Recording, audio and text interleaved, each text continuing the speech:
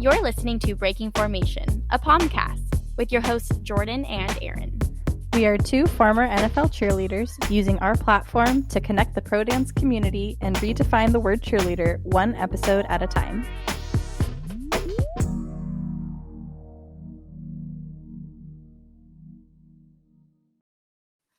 Hey guys, welcome. Welcome to Breaking Hi. Formation. First full-length episode. We're so excited. Okay, well, Jordan, I will say earlier today, I was thinking about I guess it's technically a metaphor for breaking formation and our podcast in general. You and your metaphors. I know. I can't. I'm like I love it, though. I like romanticize everything in my life. But anyway, I feel like it's better than being black and white and boring, right? Like gotta be colorful in your mind. But anyway, I was just thinking how I feel like this podcast, like people should think of it as a makeup wipe. Okay. Because it's like, we're kind of like revealing the true identity of cheerleaders, and not so much like, that the makeup is like a facade and like the whole image of cheerleaders is like this fake thing. Right. Because that's not what it is. Like generally, like, you're encouraged to be authentic and genuine in who you are, like even when you're in uniform. But I feel like just describing Breaking Formation as a nice, high quality Neutrogena makeup wipe, just kind of letting the public get a little bit of a peek at like, oh, that's who they are. That's them. I like that. I get it. Yeah. It's Welcome to our makeup wipe episode. Not sponsored by Neutrogena, but hey, hit us up if you know someone. I do love my Neutrogena makeup wipes. They smell so good. Okay, moving on.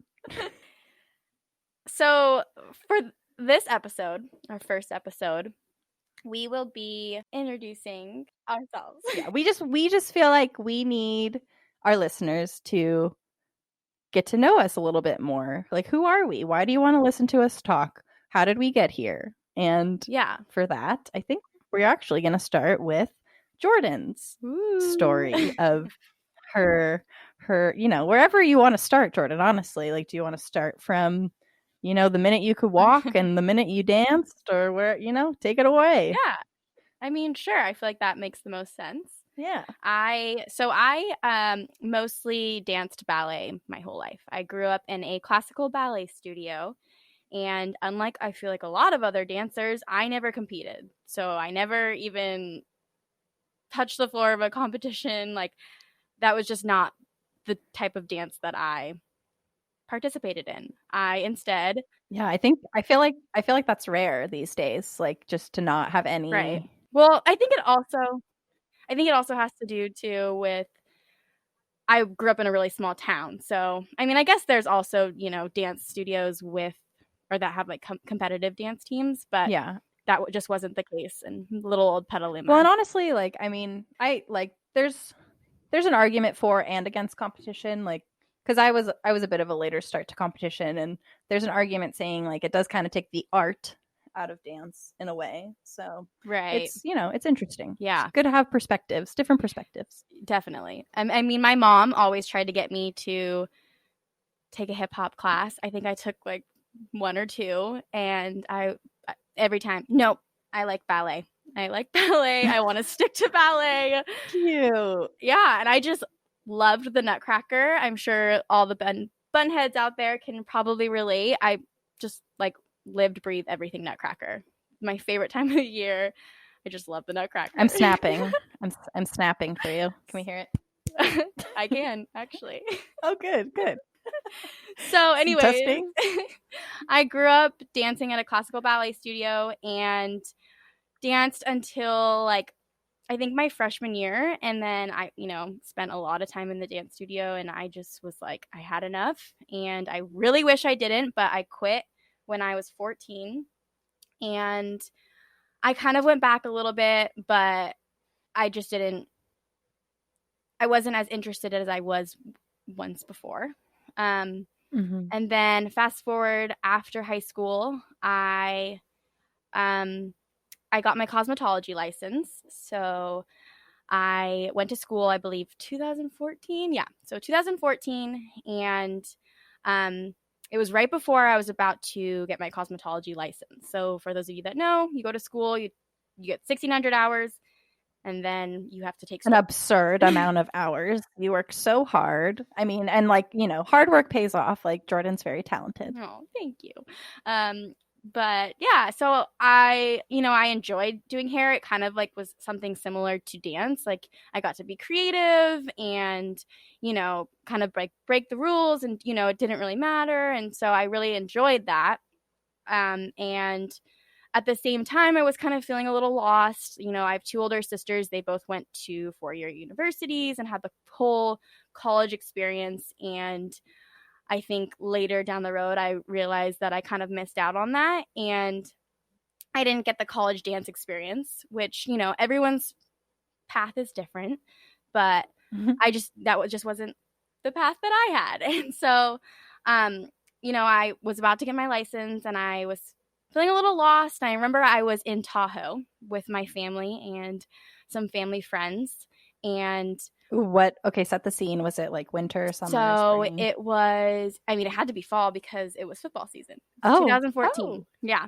Best time. Wow, the one thing I didn't say. Let's go. Yeah. And then I remember we were watching a Niner game, and my family's always been really big Niner fans. My parents were season ticket holders in the 80s. So for those of you that are Niner fans, the Joe Montana days. At the stick? No. Oh, no, it was a stick. Because Kezar was like ancient times, right? Yeah, I would have to get a fact check on that one. Okay, Sims with the fact check. So, anyway, so yeah, we were watching a game together, and I remember one of my family friends, a cheerleader came on the screen, and one of my family friends was like, Jordan, you should try out for, the 49ers cheerleading team. And I kind of just laughed. I was like, that's funny. Like I could never do that. That's crazy. I could never. Or the classic, I'm a dancer. I'm not a cheerleader. Oh, hold on. I was going to say, I think you left out a little bit of something in high school. I did. So I cheered for 2 years in high school, but I always forget about that. I don't know. Well, it's so different. I was a captain my second. You forget about it. Well, it just little graze over the part of when she was a captain of the cheer team in high school, Jordan. That's a bit of a little detail there. But no, I love that. I didn't know you were a captain. That was a new little fact. So, yeah. Okay, shout so out you to did the Petaluma High School Trojans. All right. Were you purple? It was the purple color, right? Yeah. Ugh, I always wanted my school color to be purple. I really did. Really? I really did. I literally applied to TCU for that reason. Of course. Okay, but continue. You love your themes. Anyway, I really do. That happened. We were watching the game, and I kind of like back to Tahoe. Started kind of thinking about it, and I remember I found the Gold Rush Instagram, and immediately followed them. I like to say I'm kind of like an all or nothing kind of person, and I from then on completely like went full force, started all or nothing mentality, started taking dance classes, started working out, like completely just switched my mindset. And it's funny, I think a friend had told me to watch the movie The Secret. And it's basically like about, like making something happen that you really want to happen. And wasn't that a book first too? Yes, it was. And I'm sorry, but I didn't read the book. Okay, no, it's fine. But was it like a self-help thing, or was it like a story? Yeah, no, exactly. And it's just kind of like all about like and they made a movie? Oh, that's cool. Yeah, I think it's on Netflix. Wow. Okay, I'll have to check it out. And so I was like, it's super cheesy, but it kind of just like tells you like if you want something, like convince yourself that you already have it. And so I don't know. It helped me. So for those of you out there who are wanting to make a team, I highly suggest watching this movie, manifesting it. Well, honestly, if anyone's on TikTok, like I'm sorry to bring it up this early, but like literally, like it's like I feel like 2020 is like the year of manifestation. Like I hadn't really like heard too much like commotion about it, But I love that is a part of your story. I had no idea. Yeah. Like, it's straight up like you just set it into action. It was a thought, and then, you know, the little spark, like, just kind of like was ignited by like your own motivation. That's amazing. You know, that like hunger for something. Yes. Anyways, so yeah, I started just doing everything I could to make a team. To make not a team, but the team, the Gold Rush. Yeah, I auditioned. So it was 2015. I got my cosmetology license officially in February. Actually, I turned 21 in January. Oh. Got my license in February and made the Gold Rush for my first season in March. So Dang. I feel like 2015 was a really exciting year. Strong year, yeah. It was a strong year. And I felt like, you know, making the team, before that I was kind of, I don't like to say lost. It just, like, making the team allowed me to be part of something so much bigger than just myself. And I think a lot of people can probably relate to that. I feel like this is going to be a theme we talk about a lot, is that it gives you an identity. Like, it gives you something to associate with, like a purpose, like, and an identity. Like, it becomes such a big part of you, like, even from, you know, the moment you see your name on that list, right? Like, it's like, wow, like, this is me. Ooh, I just got goosebumps. I know. And it's not only something that, like you said, like, it's something bigger than yourself, not only something that you can be proud of, but like something your mom can be proud of, your dad, your sister, your future kids, your grandkids. Like, it's such a big deal. And especially like looking back now, you know, being an official alumni, like looking back, like, and it's such a big part of you. After retiring, it's kind of like it's like a crazy time where you're like, who am I? Well, yeah, no, I get in trouble. No, yeah, my friends and my boyfriend like constantly remind me when I'm like, oh yeah, we do this, our team does that, we do that, and they're like, you're not on the team anymore, Erin. Like, it's not you. And I'm like, you know what? I sweat too much to not be able to say me and we still. Like, it hasn't even been a year yet. Yeah. Okay, I'm gonna claim it for at least 365 days. No, I do too. I still say it too, and I'm sure you'll probably hear us on the show say we, and you know. Yeah. But just know it is past tense. We are former. But it's always a part of our identity. It will always be. Exactly. You know? Because it's something you're proud of. Exactly. So anyways, I cheered for 5 years, which is so crazy. It's like over, you know, the time. 5 years, that's, you know, 4 years is high school. It's just, it's crazy to think about. I met some of my best friends, including Erin. Yeah, it was just like a really exciting time in my life, and I think, yeah, it's crazy. It's just, I don't know. There's no words for. There are a lot of words, which is why we're starting the show. Okay, well then let's just like go into some little detail things. Do you have a funny audition story from your time on the team? Okay. Yep. Sure. I'll share. I'm excited at your reaction right now. Like, what is about to like go down? I don't know if I know this story. You definitely know this story. Okay. So okay, I know the audition process is different for every, you know, team, but for Gold Rush, there's preliminary auditions like the Saturday or Sunday, and then that following week, if you make it to finals, they make a cut, and then you have personal interviews with a panel of judges, and then you have a prep class on the Tuesday usually, personal interviews on Wednesday, and then Thursday is the final dance audition, and with the longest week of your life, aka. And then Friday you find out if you make the team or not. Yes, you have to audition every year. So that Thursday, final audition day, you perform the routine that you performed at preliminary auditions, and then you also perform a solo of your choice.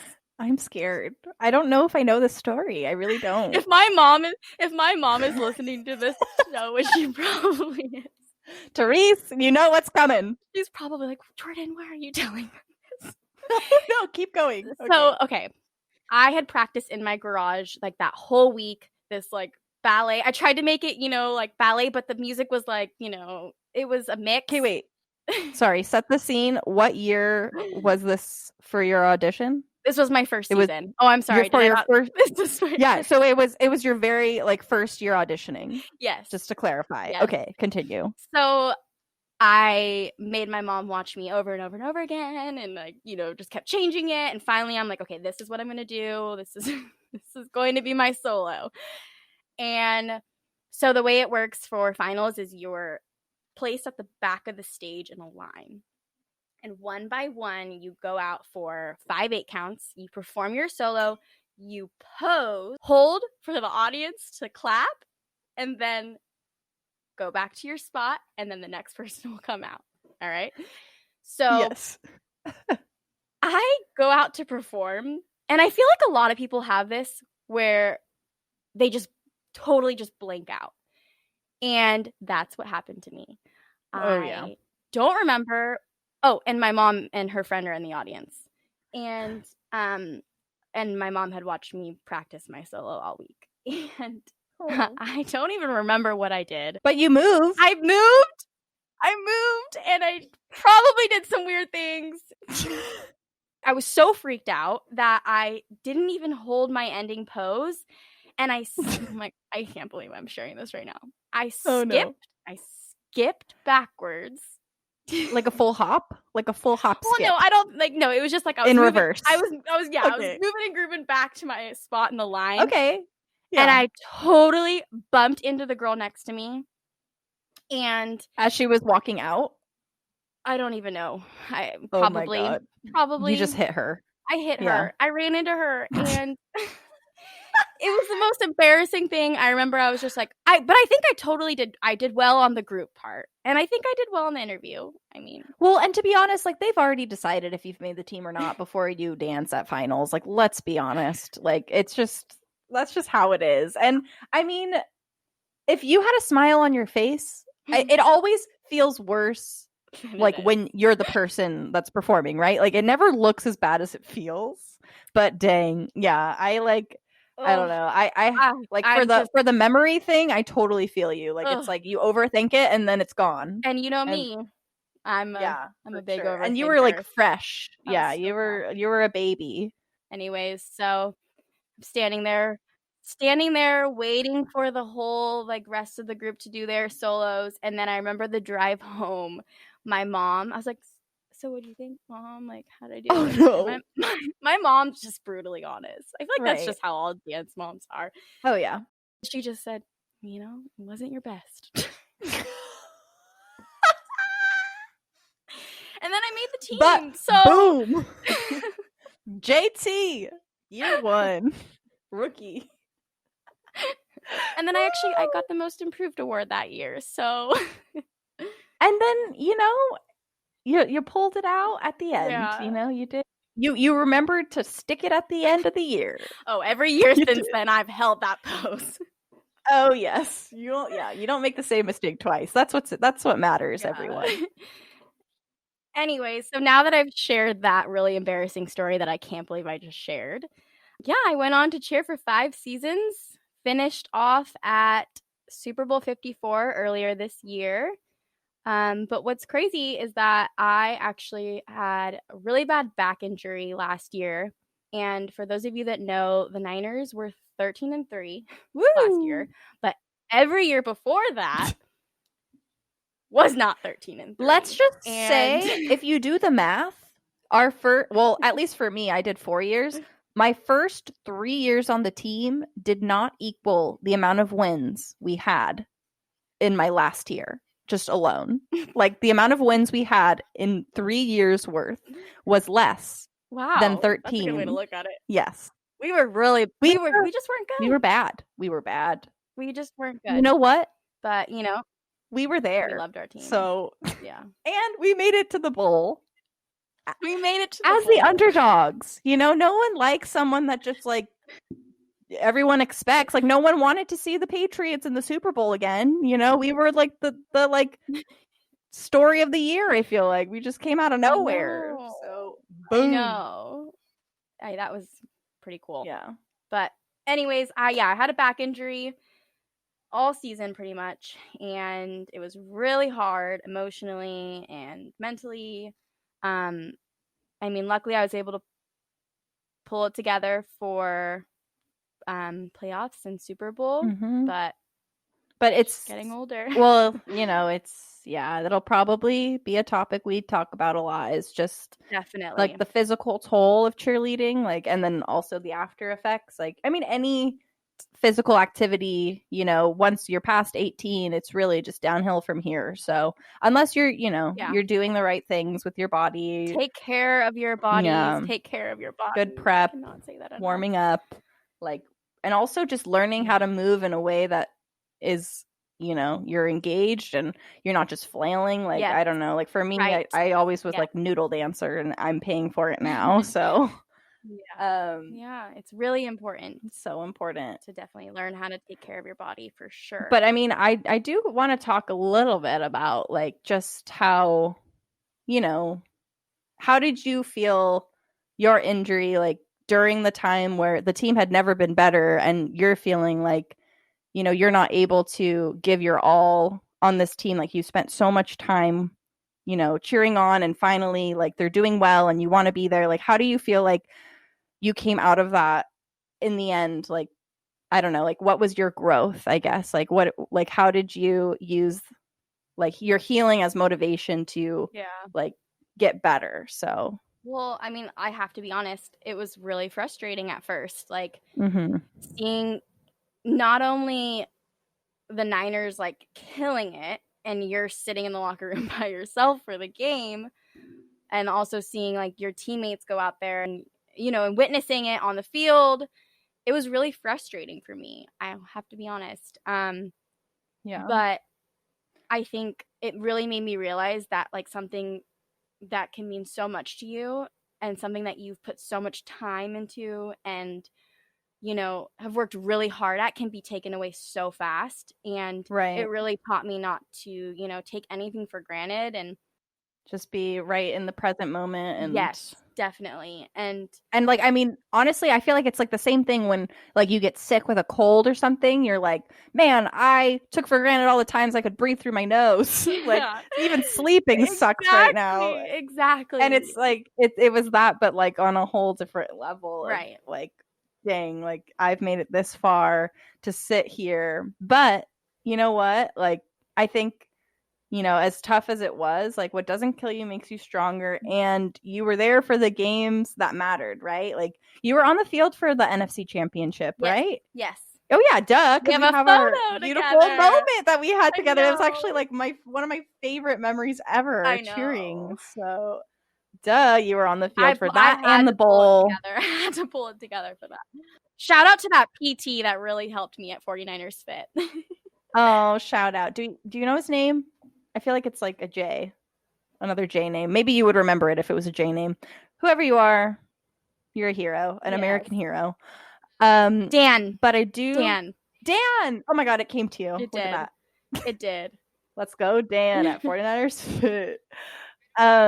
But okay, I don't want to talk too much about me, but at that point when, you know, you were injured with your back, and, you know, we'll get to it in my bio, but I was injured with my ribs. I know a conversation we had a lot was just kind of like having to take a moment, like take ourselves out of like the negativity we were feeling, just like based on physical pain and also like the mental pain it was to just like not be at our fullest when our team was like the best we've ever seen it, right? Like in the last like 5 years. And so I think the best way to kind of remind yourself and feel your fire in those moments, and as it was for us, is to kind of think about why you started. Like, why are you here? Why did you audition that first time? Like, what was driving you? And I don't know. I know for me, like that kind of changed over the course of my time with the 49ers, but like the underlying thing was that I wanted to be a part of something bigger than myself. And the only way like to do that while we were injured was to just focus on everything that was in our power and just get better and be there when it mattered. Right. And yeah, just being excited also for, you know, the rest of our sisters and our teammates, and just being cheerleaders for the cheerleaders. That's the best way to put it. Because honestly, who's going to do it? You know, the cheerleaders are there for the football team, but cheerleaders are the cheerleaders for cheerleaders. Yes. How many times are we going to say this word on this podcast? Somebody should start a count. I'm going to check in. Somebody DM us and tell us you're counting how many times we say cheerleader on this podcast. So yeah. Anyways, I am a retired cheerleader now. I'm old news. I'm about to graduate with my degree in PR, public relations. Whoop, whoop. And yeah, I'm just really excited to be starting this Pomcast with one of my best friends. So, would you say that, because I know we have talked about how you have your cosmetology license, but how did you get the inspiration to pursue a 4-year degree? So I went back to school. I actually just took public speaking my first year on Gold Rush. I was like, I kind of want to go back to school. I mean, being surrounded by all the women and all the amazing things that they do and the careers that they hold, and it kind of inspired me, and not kind of, it definitely inspired me to possibly want to go back to school. And I also couldn't, so we practiced every Saturday, so for 6 hours. And Saturdays are a really big day in salons. So I had actually just gotten a job at a really high-end salon in Santa Rosa, which is where I'm from, Bay Area. And I had told them, I'm not able to work on Saturdays anymore. And unfortunately, which I totally understand, they were like, well, that's not going to work for us. So anyways, I was working, I believe I started working in like a blow dry bar in town. I think this was around the time. And I was like, I have so much time. I'm just going to see if going back to school is something I'm interested in. And so I was like, I'm going to take a public speaking class because we do so much public speaking in our job. Yeah, I could still use a public speaking class, to be honest. It ended up being one of my most favorite classes too. So I feel like it's such a useful skill. Everybody should take a public speaking class. Yeah, definitely. And I also had a really awesome professor. But anyways, so I took that class and I was like, you know what? I'm just going to go back to school. So I started going back to school part-time, and it's been a slow but steady, slow but steady process. It's like, that's what wins the race. Yep. The tortoise and the hare over here. That's, you finish. Almost. That's what matters. Almost there. Right. Next spring. Right. But I was going to school. I was dancing on the Gold Rush, and I was either working in a salon at a blow dry bar, or I was teaching dance. So I had a lot of things going on. Just a bit. Which was a little difficult. But yeah, I'm really excited. I'll be graduating next spring. Yay! Yeah. Celebrate. So excited. Hopefully you can have a graduation. I know. But okay, we're not going to talk about 2020. What's one thing you wish you could tell your rookie self? I feel like, that's a good one. I feel like if I could tell my rookie self one thing, honestly, to not overthink things. Yeah. But mostly not overthink things, and don't be afraid of what other people think about you or how other people view you or feel about you. That's super important.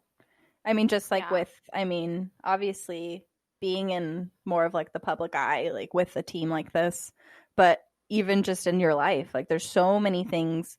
It's just people are going to judge you regardless. They're judging you no matter what. So if I had a penny for every time Erin told me that. Yes, I know. Okay. And let's be real. We've talked about it a lot, putting this podcast together, because it's, we are voicing our opinions, and we are entitled to our opinions just as much as everyone else is entitled to theirs. But what you find comfort in is that you know who you are, and you like who you are, and you're awesome. And there's a reason that you're on this team. You're in this room. Was on this team. Yeah. Well, I'm talking to your rookie self. Oh, that's right. That's right. Yeah. That's right. Yeah. But exactly. It's just, So my rookie season was my one of my favorite seasons.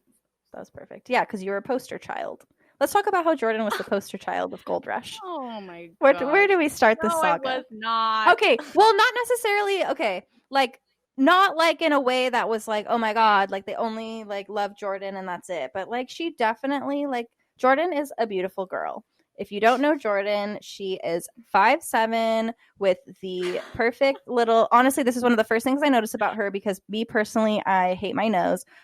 Perfect little ski jump nose that's completely natural. Like if and when I ever decide to get my rhinoplasty, I'm bringing a photo of Jordan to model my new nose after.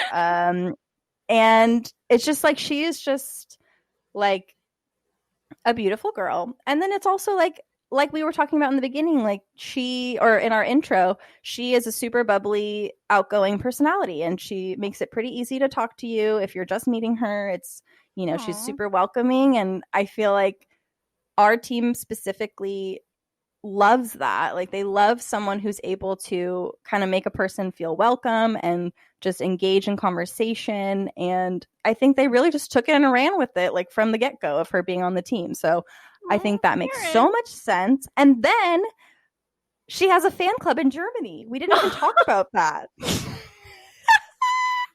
One of my favorite fun facts about Jordan is her German fan club.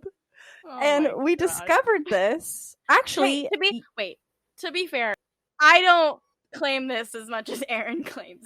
I know. Well, let's just like remind ourselves that I was in the room when this was discovered because it was one half of my line. We're doing like a meet and greet, which they called Golden Opportunities at Games. And so when one half of our line was in these suites, they're kind of like just little rooms. People pay a little bit extra, have a nice view of the game. If you pay for this golden opportunity, you get to meet some of the Gold Rush. And so it was our half of the line's turn to go in. And I wasn't personally talking at first to this group of, you know, German men.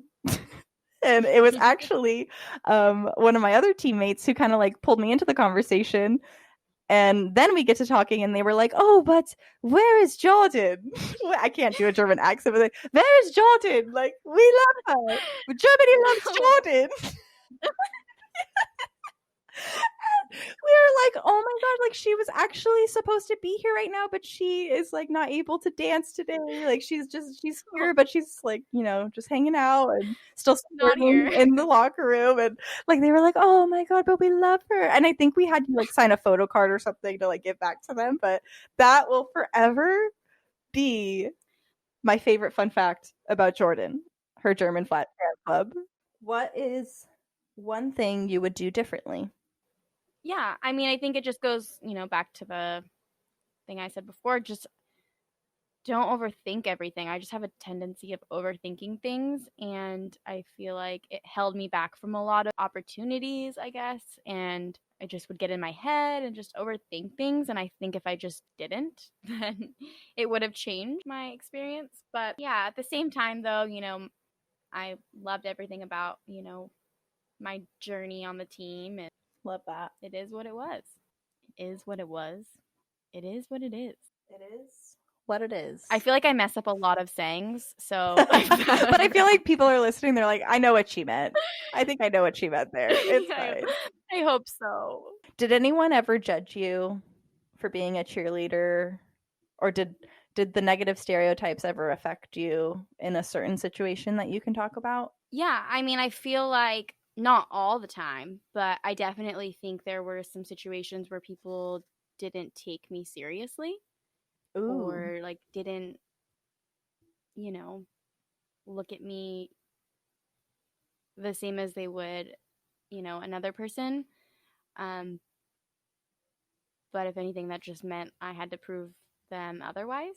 So I don't know. I feel like, you know, it definitely had happened, but it's just how you look at it and how you can change their opinion, which is exactly what we're doing here. Woohoo! We're shooting that negative energy down. Yeah. And honestly, Jordan, I feel like you just made me think of a way that you defy typical cheerleader stereotypes.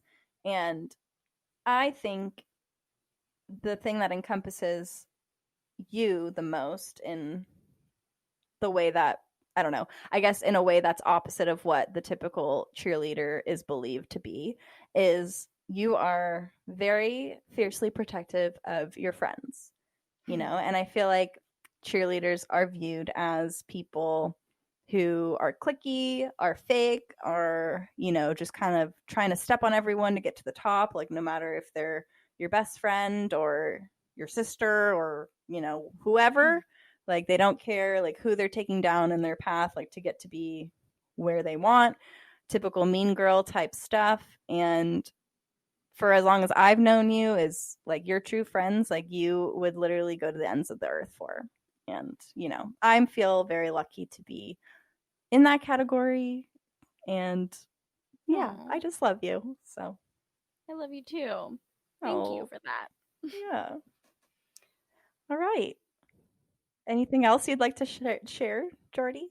I'm just so excited to be starting with this Me with too. you, and you know, to introduce everyone to all of our friends and our circle and to grow our circle. Oh, yes. We are going to be building a little community here. Like it's so exciting. And I mean, the guests we do have lined up, and we got a good lineup, are reaching out. Like everyone is just as excited as we are, and you know, they're throwing out ideas that we didn't even think of. And it's just, there's just so much that we have for you all in store, and we cannot wait to keep creating episodes and just see where this journey takes us. It's going to be a wild, fun, up and down emo ride, but in a good way, not emo like black hair screaming songs, even though I like that emo too.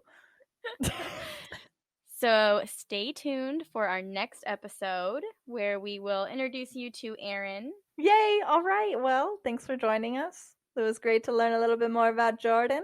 And yeah, we'll see you later. Bye. So with recording live, we realize that we're not always going to get everything correctly, whether it comes to facts or just details within the episode. So that is why we have Simone, our fact checker, to make sure that we're, you know, always in line and just making sure that everything we say is correct and authentic and real. So it's pretty much exactly what she does in our normal lives too. So we just thought it would be super appropriate. She is just really our honorary dance mom and always there to support. So here's our first sim signal.